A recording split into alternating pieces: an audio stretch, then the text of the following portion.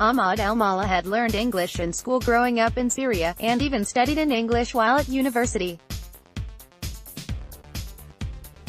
But when he arrived in Halifax last year, it was like he was surrounded by people speaking in an incomprehensible language.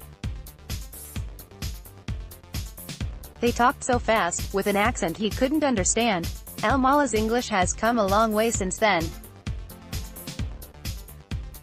Later this month, he will go up against some of the best public speakers across the Maritimes and the United States in a competition put on by Toastmasters International. It's not easy for someone who is not a native English speaker to come out with a speech, grammatically correct, within 1.5 years after arriving to Canada, said Al-Mallah.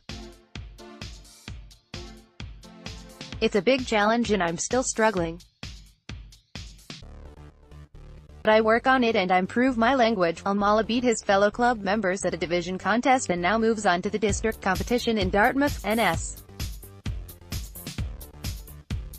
Eric Woolley's-Croft, CBC, the 26-year-old teaching assistant at Dalhousie University, is using his newfound and hard-earned talent in public speaking to share his personal stories about Syria as he waits to be reunited with family members who remained there.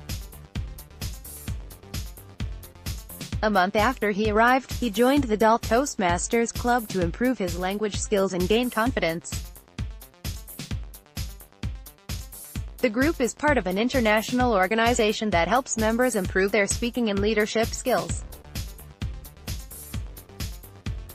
He knows that every time he gets up in front of an audience, he might be judged for the little mistakes he makes. But being able to move past that motivates him and improves his confidence.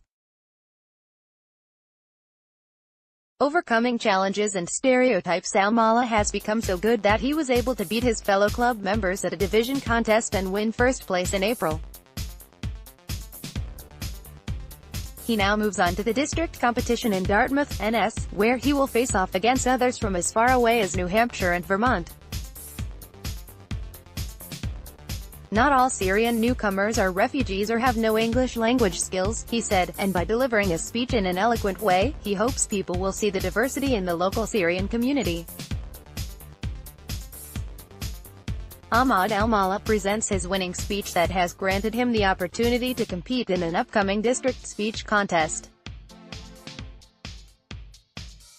140, my goal is to leave something behind, to give a better feedback about Syria, to represent them, at least, and I'm not claiming that I'm representing all of them, but to give a good image about what Syrians can do here, Al-Mallah said.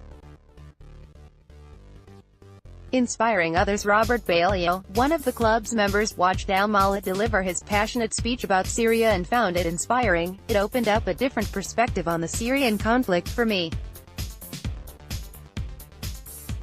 Sometimes it feels like a very foreign issue, just something in the news, but when you meet someone who can share some personal stories from that, it can make it feel a lot more real, said Balliol. In his speeches about Syria, Al-Mallah focuses on the importance of education, love and being brave enough to speak up in the face of injustice. Finding support club members and people from the broader community have been very supportive, Al-Mallah said, so he's not feeling very nervous about the upcoming contest. I find that their positive feedback really motivates me to keep on doing public speaking.